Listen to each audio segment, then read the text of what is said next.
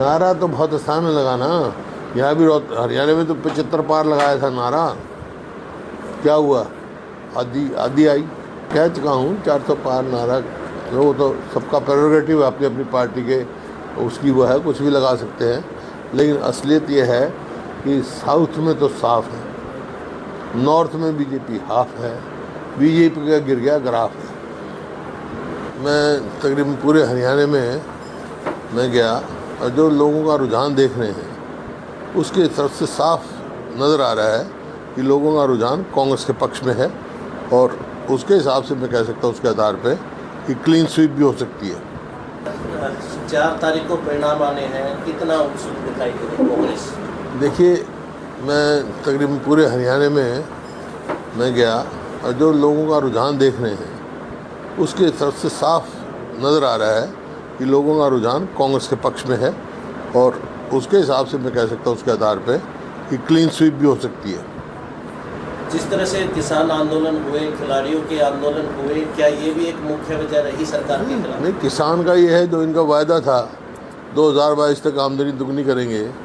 आमदनी दुगनी तो करी नहीं, लागत कई गुना बढ़ा दी। तो किसान भी परेशान है, मजदूर भी परेशान है, व्यापारी कर्मचारी सब परेशान है इस सरकार से, चाहे शहरी हो चाहे ग्रामीण हो। तो इस वास्ते हर वर्ग का, हर 36 बरादरी का रुख कांग्रेस की ओर है। जो सोनीपत से भाजपा के प्रत्याशी हैं सर, भाजपा के प्रत्याशी उन्होंने गड़बड़ी करने के आरोप लगाए हैं, तो फर्जी वोट करने के आरोप लगाए हैं और उन्होंने कहा कि भीतरी घात हुआ। नहीं, भीतरी घात का तो मैं क्या बता सकता हूँ, उनकी पार्टी का मामला है। लेकिन जहाँ तक फर्जी बात है, ये फर्जी बोगस हो या कोई पोलिंग हो तो ये उस समय पोलिंग एजेंट होते हैं, हर कैंडिडेट होता है, वहाँ एतराज़ होना चाहिए, उसका निवारण होता है। ये मेरे ख्याल में हरियाणा में पहली बार हुआ है जहाँ कोई रिपोल नहीं हुआ पूरे इलेक्शन में, शांतिप्रिय ढंग से हुए। ये हरियाणा के लोगों को मैं हार्दिक मुबारकबाद भी देता हूँ, बधाई भी देता हूँ कि कोई अप्रिय घटना नहीं घटी। नहीं, आमतौर पर चुनाव पे घट जाती है। बड़ा शांतिपूर्ण चुनाव हुआ है और ये काम तो इलेक्शन कमीशन का है, उसको वहाँ कंप्लीट करनी चाहिए। सत्ता पक्ष होते हुए उनकी सरकार प्रदेश में थी, उसके बावजूद सरकार के अलावा इलेक्शन कमीशन का कंट्रोल होता है। इलेक्शन एजेंट होते हैं, वो पोलिंग एजेंट होते हैं। उन्हें कितनों ने ऐतराज़ किया, क्या हुआ कि उसका निवारण इलेक्शन कमीशन करता है, इलेक्शन कमीशन को करना चाहिए। पूर्व मुख्यमंत्री मनोहर लाल खट्टर वो कह रहे कि अधिकारियों ने गड़बड़ की है, उसी को लेकर 4-5 अधिकारी ऐसे भी हैं जिन पर कार्रवाई हुई है और बड़े स्तर पर जो बदली जो अधिकारियों का ट्रांसफर है वो भी ऐसा है। ये भाषा जो है बौखलाई हुई भाषाएं हैं। मतलब ये साफ कहता है कि वो अपनी हार स्वीकार कर चुके हैं, क्यों ये तो खुद स्वयं लड़ रहे हैं चुनाव। वहाँ कितना पोलिंग एजेंटों का एतराज़ किया उन्होंने, कहाँ किया, किसके यहाँ किया, इलेक्शन कमीशन ने क्या फैसला किया। रिटर्निंग अफसर हैं, उनके कानून है, कायदा है। पूर्व प्रधानमंत्री हैं मनमोहन सिंह, उन्होंने कहा कि प्रधानमंत्री की मर्यादित भाषा नहीं है, वो अपनी अलग भाषा। देखिए, कोई भी अगर उच्च पद पर बैठा हो तो मर्यादित भाषा तो होनी चाहिए। जब से चुनाव शुरू हुए हैं लगभग 75 दिन का समय है और आज 7वें चरण के मतदान के लिए प्रचार समाप्त हो गया।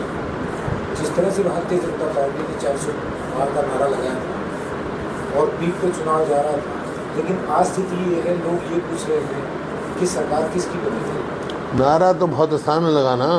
यहाँ भी हरियाणा में तो 75 पार लगाया था नारा। क्या हुआ? आधी आई। कह चुका हूँ 400 पार नारा।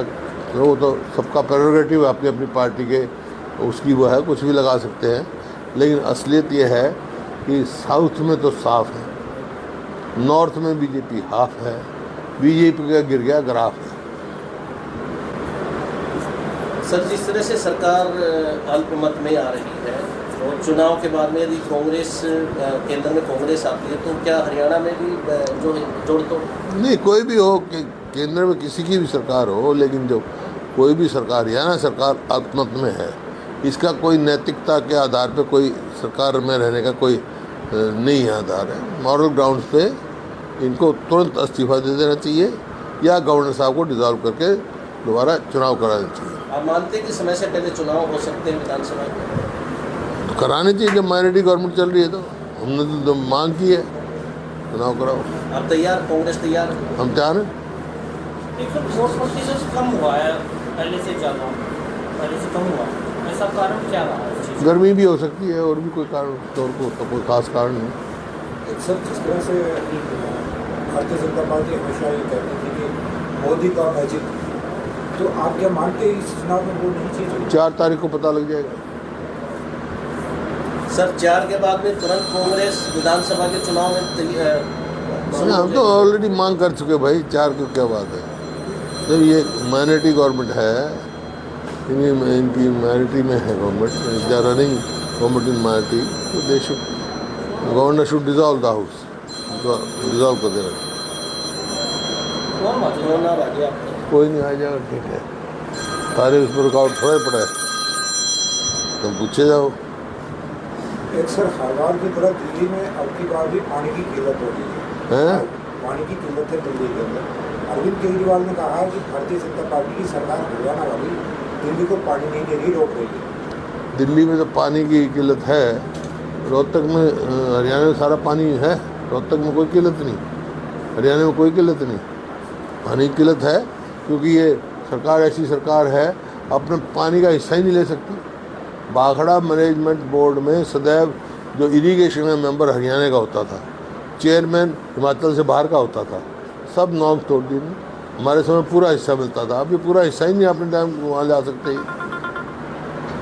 जब अरविंद केजरीवाल ऐसी बात कहते हैं तो लोग कहते हैं कि वो SYL की पैरवी क्यों नहीं करते हैं, SYL का पानी क्यों नहीं दिलवाते पंजाब से?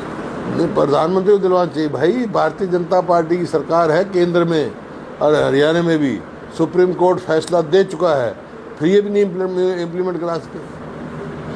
सर वोटिंग के बाद फिर से आपराधिक घटनाएं बढ़ गई हैं, हर हत्याएं हो रही हैं, चोरी लूट हो रही है वोटिंग के बाद 25 मई को। अराजकता फैली हुई है प्रदेश में, कानून नाम की चीज़ तो है नहीं, कानून व्यवस्था सब चरमरा गई है, अपराध बहुत बढ़ रहा है। ये तो मैं शुरू से कह रहा हूँ, जब भी तो इसको विफल सरकार का मैंने संज्ञान दिया है। ये विफल सरकार है, नॉन परफॉर्मिंग गवर्नमेंट है।